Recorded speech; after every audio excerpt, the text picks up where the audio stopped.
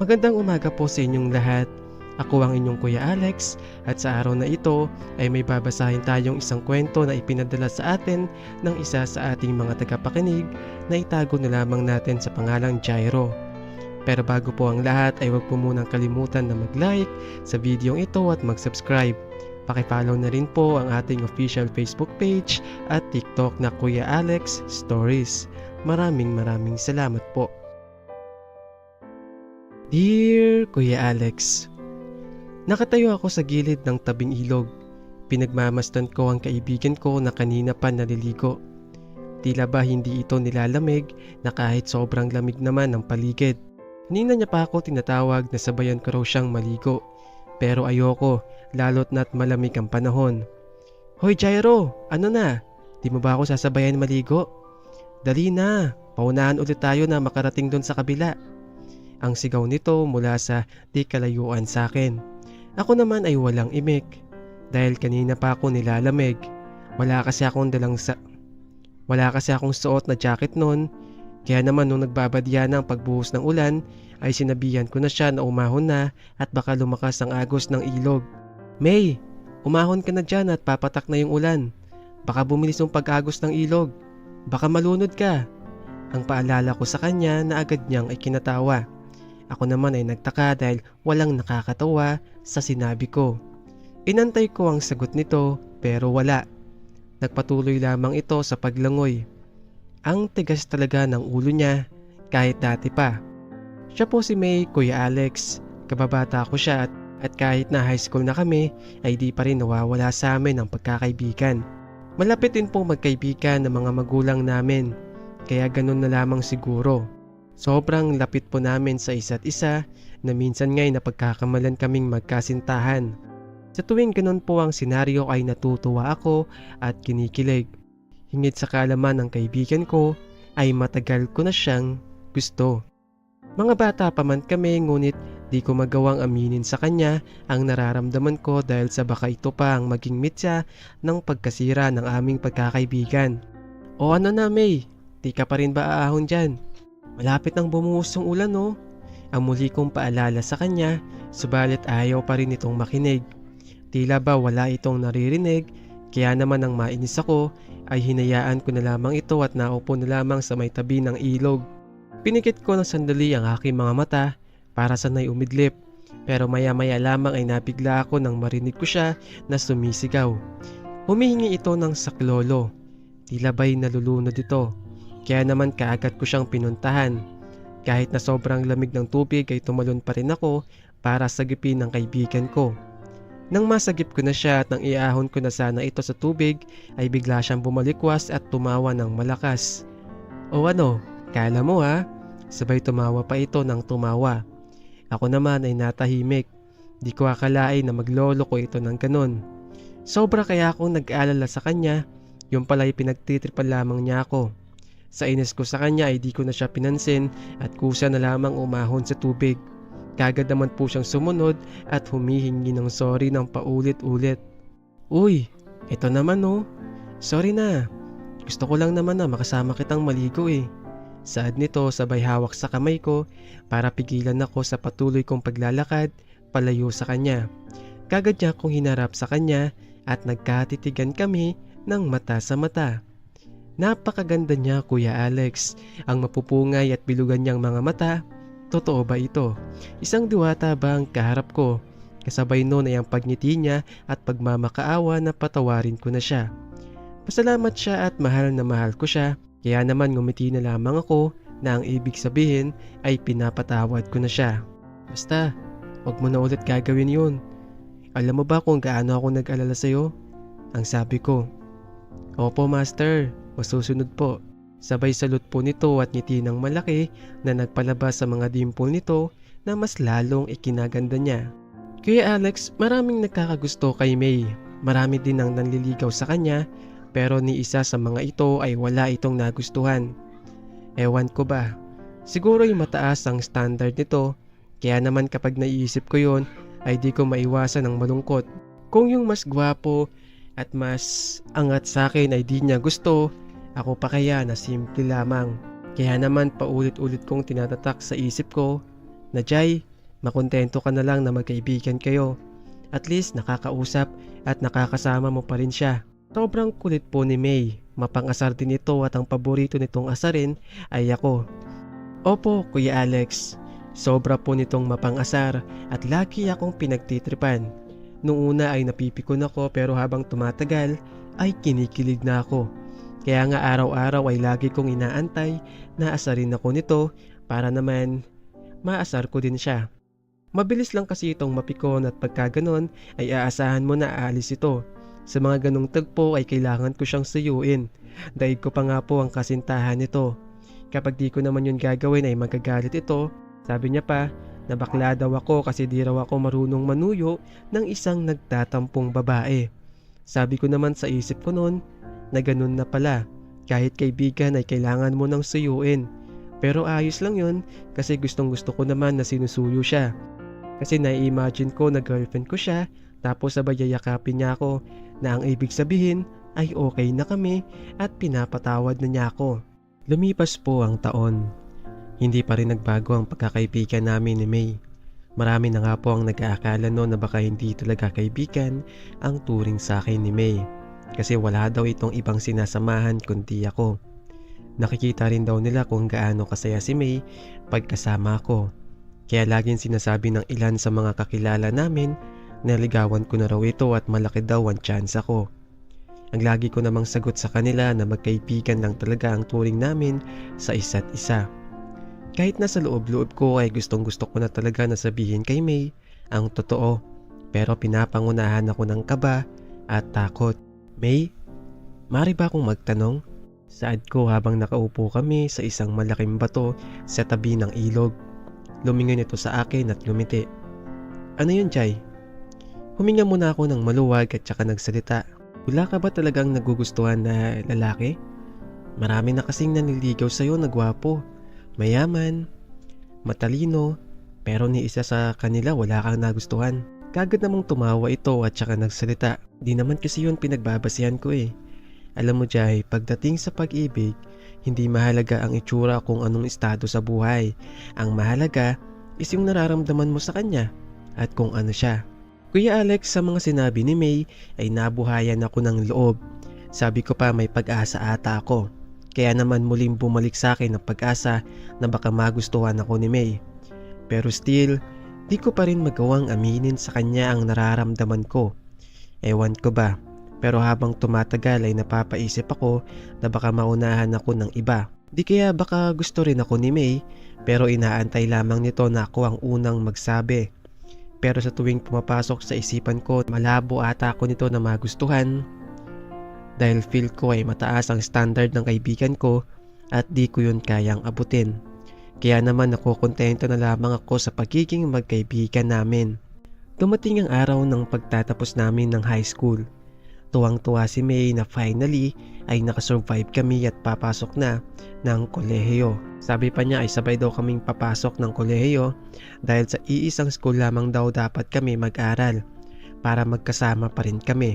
Parang feel ko tuloy ay boyfriend na ang turing sa akin ni May. Pero ba't hindi na lang niya totohanin? Bakit hindi na lang niya sabihin sa akin na gusto niya ako para naman magkalakas ako ng loob na aminin din sa kanya ang totoo? Pero imposible na si May na babae ang unang aamin o kaya naman ay baka wala talaga itong gusto sa akin at kaibigan lamang ang turing sa akin. E di umasa lang ako sa wala. Ano nga palang kurso mo, May? Ang tanong ko sa kaibigan ko habang nakaupo kami sa malaking bato. Education. Gusto ko kasing maging teacher eh. Ikaw pa? Ang balik naman niyang tanong. Engineer. Pangarap kong maging engineer. Ang sagot ko naman na nagpangiti sa kanya. Talaga? Ba't naman? Ang tanong niya ulit. Medyo naiilang pa akong sabihin sa kanya ang totoong rason pero wala na rin akong nagawa kundi sabihin ang totoo. Kasi pangarap ko na makapagpatayo ng bahay para sa una sa pamilya ko at pangalawa sa magiging pamilya ko. Wow naman, Jai. Nakakamangha naman. Kung ganun, swerte pala ng babaeng makakatuluyan mo. Sabi niya sabay lingon sa mga tubig na umaagos sa ilog.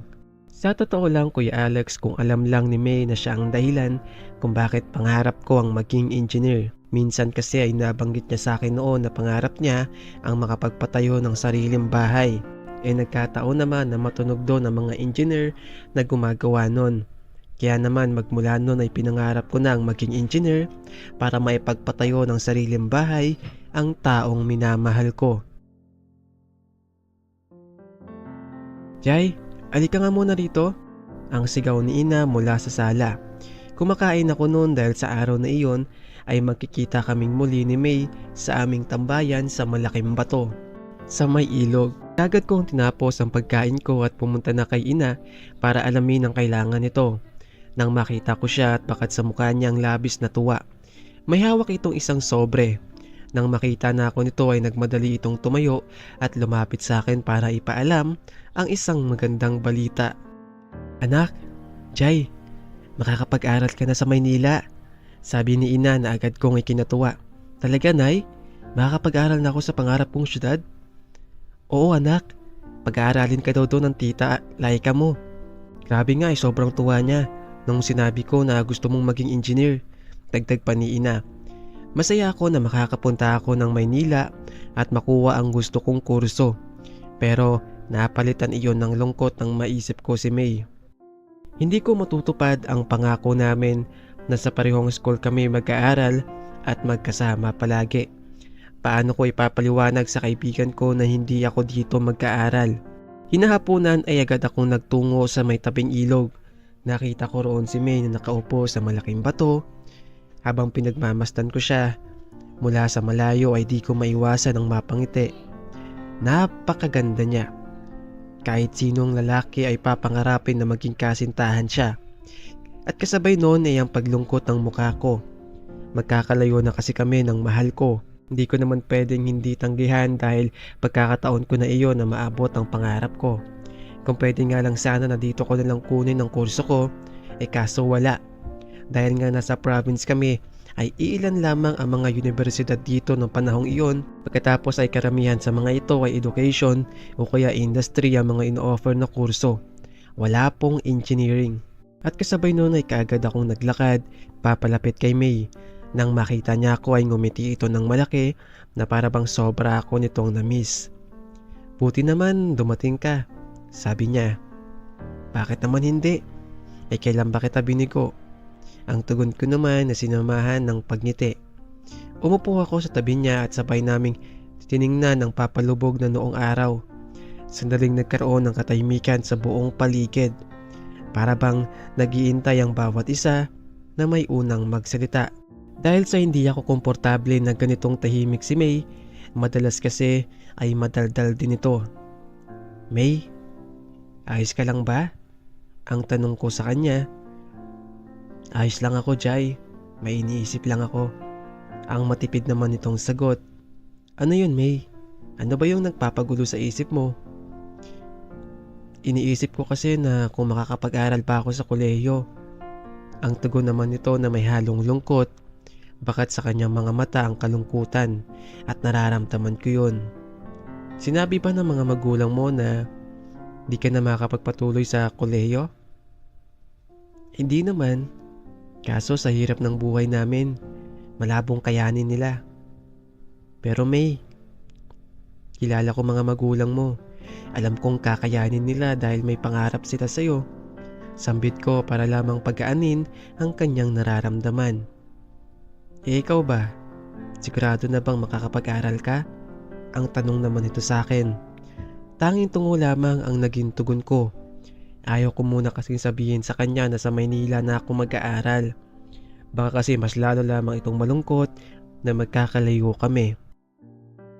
Kaya naman minabuti ko munang hindi sabihin sa kanya ang totoo. Jai, mangako ka na sabay nating abutin ang mga pangarap natin. Mangako ka na hindi tayo paglalayuin at lagi tayong magkasama kahit sa pag-abot ng mga pangarap. Sambit niya na agad ko namang sinang-ayunan.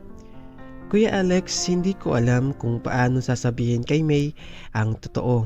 Natatakot ako na baka magalit siya lalo't na't nakapagpitaw na rin ako ng pangako na di kami magkakalayo. nasabay at magkasama kaming abutin ang mga pangarap namin. Isa pa, mahirap at parang hindi ko kakayanin na malayo sa kaibigan kong si May. Para sa akin, higit pa sa magkaibigan, ang turing namin sa isa't isa. 3 araw na lamang bago ang pagkalis ko papuntang Maynila. Nakapag-decide na rin ako na sa araw na iyon ay sasabihin ko na kay May ang totoo. Nung magkita kami sa aming tambayan sa malaking bato sa tabi ng ilog, nagulat ako nang masaya akong sinalubong nito. Niyakap ako nito at sinabi ang magandang balita. "Jai, makakapag-aral na ako sa kolehiyo. Kasi isa ako sa mga nakapasa sa magiging bagong scholar ng mayor sa bayan natin. Tapos sabi nila Papa na gagawin daw nila ang lahat para suportahan yung mga magiging gastusin ko sa school." Masayang balita sa akin ni May. "Talaga? Masaya ako sa'yo, May." Tugon ko naman sa kanya. Sa wakas, Jai, matutupad na rin natin yung pangarap natin na magkasama sa iisang school at sabay ulit tayo na magtatapos. Muli nitong banggit na nagpatigil sa akin. Siguro oras na para sabihin sa kanya ang katotohanan. Napansin ni May na bigla akong natahimik, kaya naman nagtanong ito kung ano daw ba ang problema. "Kasi May, hindi ako dito makakapag-aral." "Ha? Saan?" Ang tanong nito, napansin ko na tila ba kinabahan ito sa susunod kong sasabihin. "Kasi May, kinuha ko ng tita ko para pag-aralin sa Maynila. Ang totoo niyan, sa makatlo ng alis ko. Pasensya na May, hindi ko agad nasabi sa'yo ng maaga. Natakot kasi ako na baka malungkot ka. Lalo't na nakapagbitaw ako ng pangako sa'yo." Kuya Alex, napansin ko ang pagtulo ng mga luha sa mata ni May. Alam ko na sobra itong nalungkot. Kahit hindi niya man ipahalata sa akin "May, mahal na mahal kita. Hindi ko kakayanin na malayo ako sa'yo." Nabigla ako sa mga sinabi ko. Hindi ko akalain na masasabi ko yon sa kanya. Napansin ko nang ngumiti ito sa akin. Ano kayang ibig sabihin ng mga ngiti ni May? Inantay ko ang sasabihin niya. Sa mga oras na iyon ay handa na ako sa kung ano ang susunod na mangyayari. "Jai, mahal din kita. Alam mo ba kaya wala akong sinasagot sa mga manliligaw ko? Kasi ikaw lang ang gusto ko. Inaantay ko nga na magsabi ka sa akin ng nararamdaman mo. Pero wala. Akala ko tuloy di mo ko gusto." Ang nakasimangot naman itong sabi sa akin. Kuya Alex, maging ako ay nagulat sa sinabi ni May. Ako lang pala inaantay niya noon, di sana noon pa ay nalaman ko na pareho pala kami ng nararamdaman. Sa sandaling iyon ay nais kong magtatalon sa tuwa dahil ang babaeng mahal ko ay mahal din ako. Pero nabigla na lamang ako nang halikin ako nito sa may labi. Yun ang unang beses na may nahalikan akong babae sa labi. Kumbaga, Kuya Alex, siya ang first kiss at first love ko. Lumipas ang sandaling iyon, nagkausap naman kami ni May ng maayos at naiintindihan naman niya ang sitwasyon ko. Sabi pa niya ay mas mabuti na rin yon, at least pareho kaming dalawa na makakapag-focus sa pag-aaral namin. Sabi pa ni May na sa tamang panahon ay hindi na namin kailangan pa na magkalayo. Pero sa ngayon ay kailangan muna naming magtiis. Dumating na yung araw ng pag-alis ko. Iyak nun ng iyak si May. Yun din ang araw na nagtanong ako kay May kung maaari na pa maging kami. "Umiiyak ka na naman. Tingnan mo nga nawawala yung ganda mo. Ang pang-aasar ko dito. Ayan ka na naman." Ang naiinis naman niyang tugon. "Mag-iingat ka ron ha. Parati kang susulat sa akin. Basta, Jai, aantayin kita. Mamimiss kita ng sobra." Sabi niya at kasabay nito ang muli niyang pag-iyak. Niyakap ko siya at sinabing babalik ako anuman ang mangyari. "May, pangako babalik ako.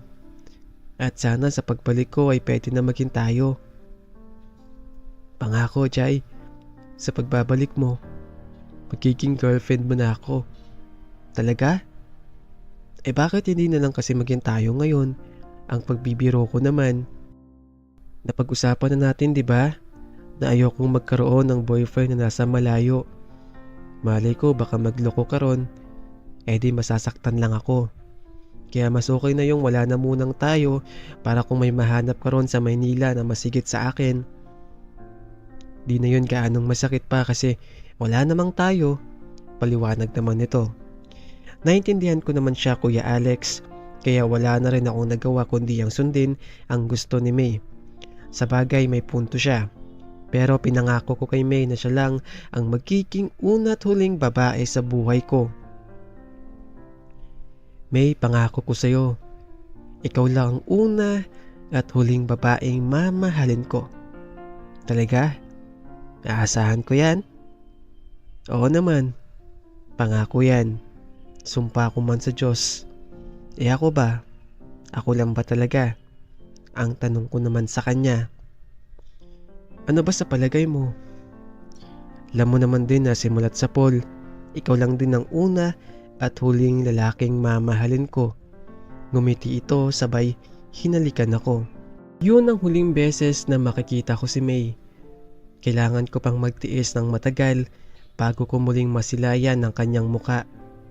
Nung panahon na kasing iyon ay tanging sulat lamang ang magiging daan para makapag-usap kayo ng taong minamahal mo. Masyado rin naman na mahal ang mga telepono noon kaya bihira lamang ang meron nito. Lalo na sa province na hindi naman iyon uso. Bago ako tuluyang na maalam kay May ay muli ko siyang niyakap. Sinabi niya sa akin na araw-araw siyang pupunta sa ilog para pakiramdam niya ay kasama niya pa rin ako. Baon ko naman ang nag-iisang litrato ni May na binigay niya pa sa akin para daw kapag nalulungkot ako ay tingnan ko lamang daw ang litrato niya at gagaan na daw ang pakiramdam ko. Kasi lagi ko daw kasama ang presensya niya pag nasa akin ang litratong iyon. Kuya Alex, inayos ko ang pag-aaral ko at sinipagan. Dalawang bagay ang nagpalakas sa akin noon at inspirasyon ko. Siyempre, ang nanay ko at si May. Para sa dalawang importante sa buhay ko, gagawin ko ang lahat. Tatapusin ko ang pag-aaral ko. Lumipas ang mga araw. Medyo naninibago pa ako sa Maynila. Ibang-iba ito kumpara sa probinsya. Hindi naman po nawala ang communication namin ni May. Linggo-linggo ay nagpapalitan kami ng sulat sa isa't isa. Araw-araw ay lagi kong pinapaalam sa kanya kung ano na nga ba ang lagay ng pag-aaral ko, ang buhay ko sa araw-araw at kung ano ang lagay sa syudad. At ganun din po siya sa akin. Pinapaalam niya sa akin na may mga nanliligaw daw sa kanya ng mga kaklase niya at mula sa ibang section pero hindi niya raw pinapansin. Sinasabi na lamang niya na may boyfriend na siya na kahit ang totoo ay wala pa namang kami. Way niya lamang daw yon para tigilan na siya ng mga ito. Sinabi ko naman po noon sa isang sulat na pumayag na kasi siya na maging kami para naman hindi na siya nagsisinungaling pa na may boyfriend na siya. Pero syempre joke lang naman po yun. Still pinanghawakan ko pa rin naman ang pangako niya na magiging kami once na nakatapos na kami at nakabalik na ako sa probinsya. Nilinaw ko rin kay May sa isang sulat na this coming summer ay magbabakasyon kami ng tita ko sa province. So it means na magiging tayo na? Inantay ko ang magiging sagot niya sa sulat. Nung binasa ko na yon ay tanging tugon niya, oo na, magiging tayo na pag nakabalik ka na.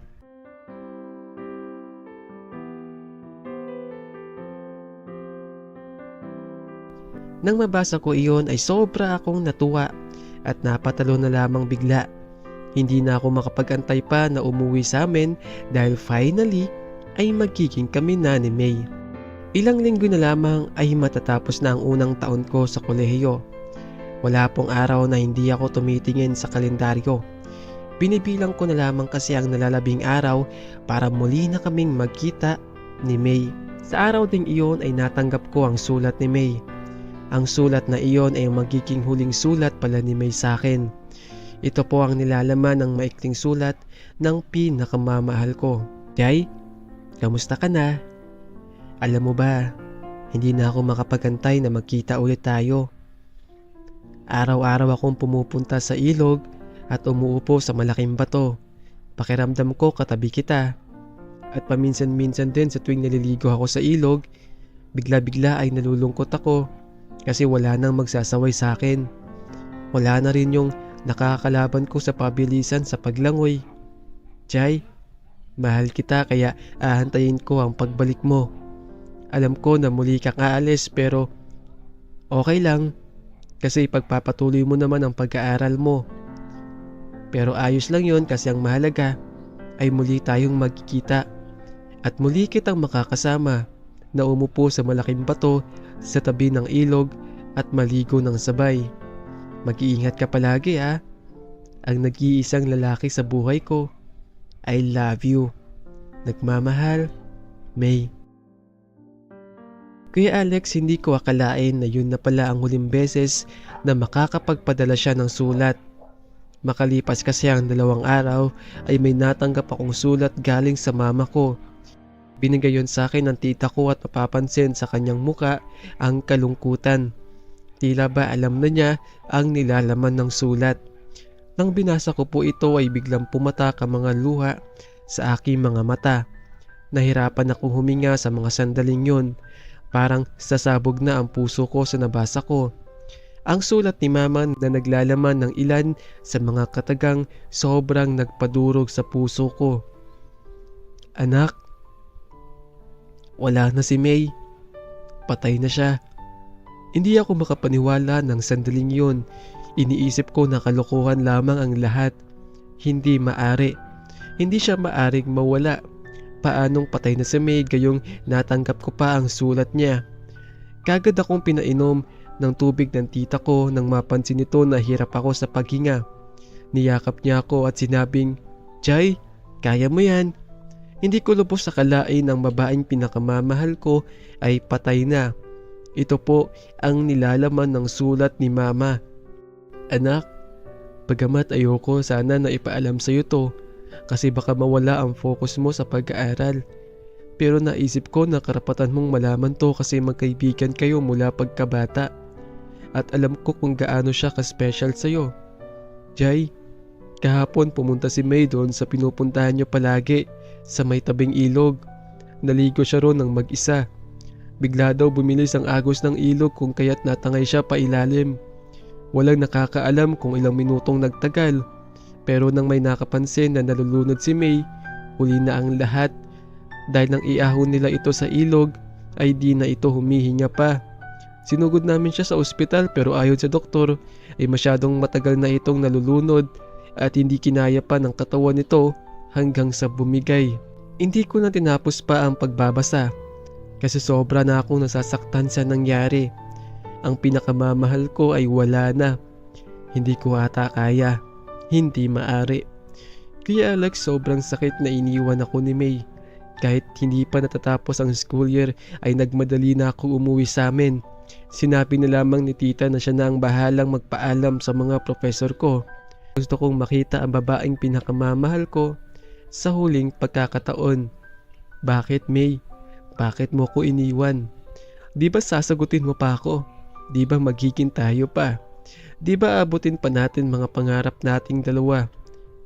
Paano ko na matutupad pangarap mo na magkaroon ng sariling bahay? Ano pang silbi kung maging engineer ako kung wala na ang babaeng inspirasyon ko? Ang babaeng isa sa mga dahilan kung bakit ko pinili ang kursong ito. Habang dinadala na si May sa huling hantungan ay walang tigil ang pag-iyak ko. Bumalik sa mga alaala ko ang nakaraan nung magkasama pa kami. Sana hindi ko siya iniwan. Sana mas pinili ko na lamang na manatili sa amin. E di sana nung oras na iyon na nalulunod ito ay may sasagip sa kanya agad-agad gaya ng dati. Pero wala. Mas pinili ko ang pangarap ko kaysa bantayan ang babaeng pinakamamahal ko. Si May lang ang buhay ko. Hindi ko kakayanin na mawala siya. Habang unti-unting pinapasok ang kabaong kung saan naroon ang babaeng mahal ko, ay biglang may malamig na hanging dumampi sa katawan ko. Sobrang lamig no na para bang may yumakap sa akin. Mas lalo akong naiyak dahil alam kong si May iyon. Hindi ko na tinapos pa ang libig. Agad ako nagtungo sa ilog at umupo sa malaking bato. Doon ay mas binuhos ko ang sakit na nararamdaman ko. Maya-maya lamang ay nakita ko si May sa may kabilang bahagi ng ilog.